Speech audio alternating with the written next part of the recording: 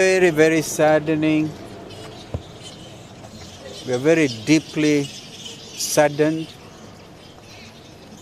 to witness what we have witnessed today. Young men in their early 20s na wazee wawili hivi walipatikana in the crossfire pande huko Ambassador near the archives, National Archives, mmoja kule, mwingine alipatikana karibu na GPO, obviously by a stray bullet, and he was very humorous.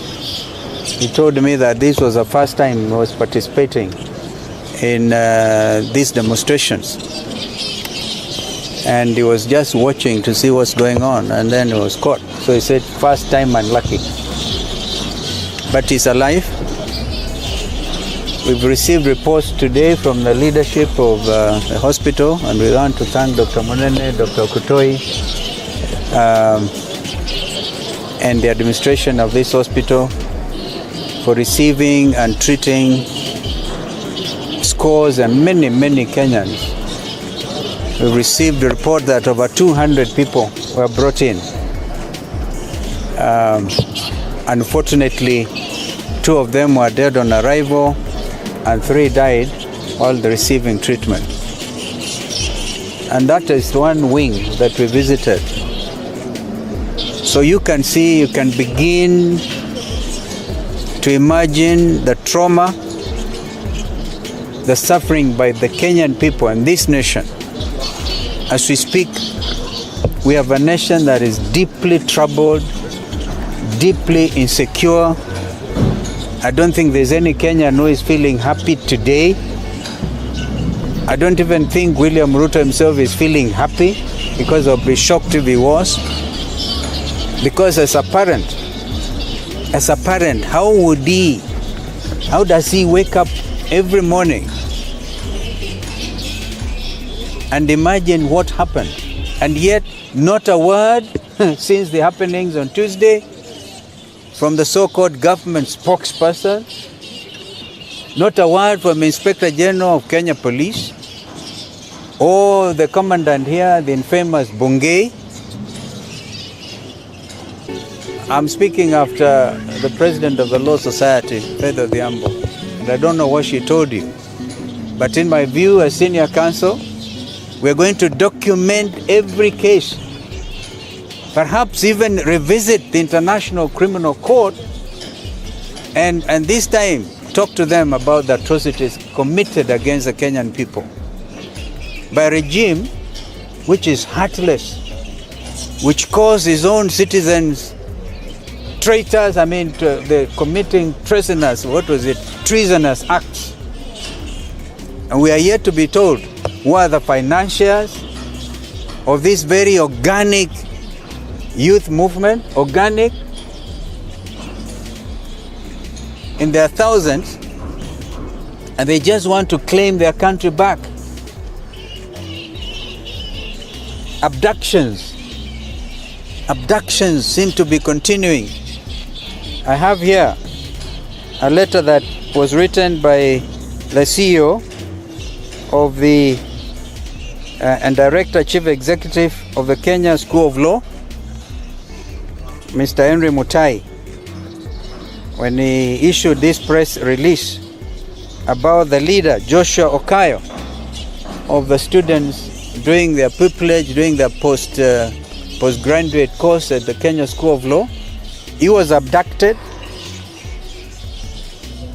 but happily he's alive, because this morning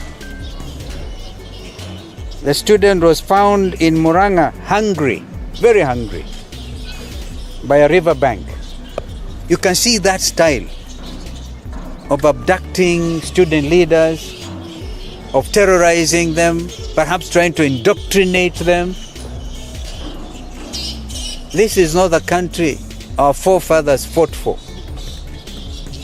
And I want to look at William Ruto in the face, I hope he's looking at me, and tell him to rise above himself and realize he has the instruments of power and order the stoppage of killing of young Kenyans.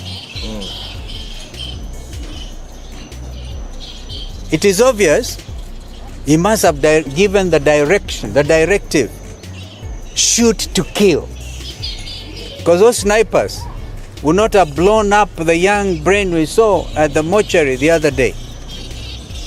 He's one of the two people who arrived here dead on arrival because his brains were blown off. So this cannot continue. In a democracy, it cannot continue. And by the way, I want to ask William, is this a democracy or a military dictatorship? Kenyans are asking all these questions. They deserve straightforward answers, and they want their country back. Kwa hivyo tunasema poleni sana kwa wote ambao wameathirika tangu Jumanne. Jana mimi naishi karibu na Rongai, and I could hear milipuko ya risasi up to 8 o'clock. I was looking at the clock, 8 o'clock at night. Stop all these stories. Just a minute. Please, I'm begging. What are we supposed to do? Nimetafuta kila mahali. Hawa waliniambia ningojee mpaka kesho. Si mgonjwa nimeleta. I want just to require. Where is my grandson? Githurai. Thank you.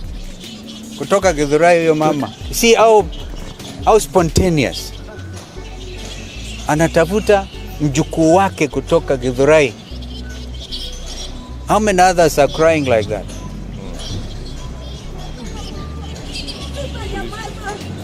So the police. Where's my grandson?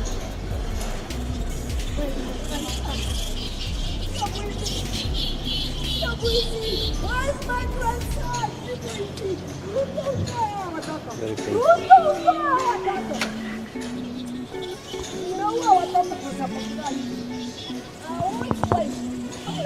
I don't even know how I can continue because she expresses the emotion in the hearts and the minds of Kenyans.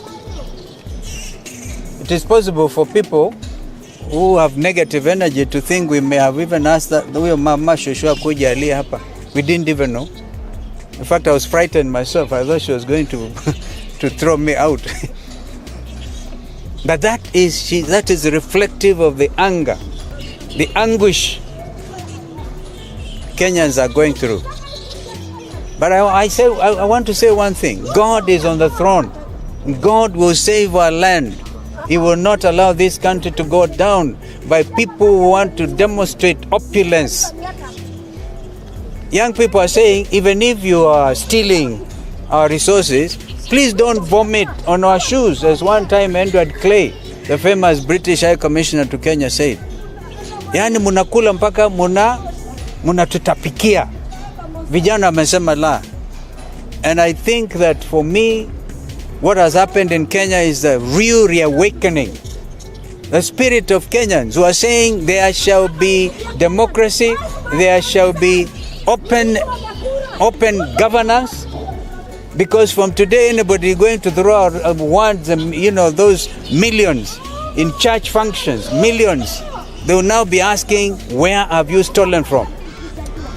So this is now a new country, thanks to Gen Z. Gen Z, even Gen Alpha. Nimeona mtoto anauliza maswali makali sana. So this reawakening cannot be in vain. Rex Masai was the first to go. Rex Masai. And then Evans, who I think is getting buried today. Those young men could not have died in vain. This must be a new country. And how to begin, where to end, is an issue. God save Kenya. If there's any question, thank you.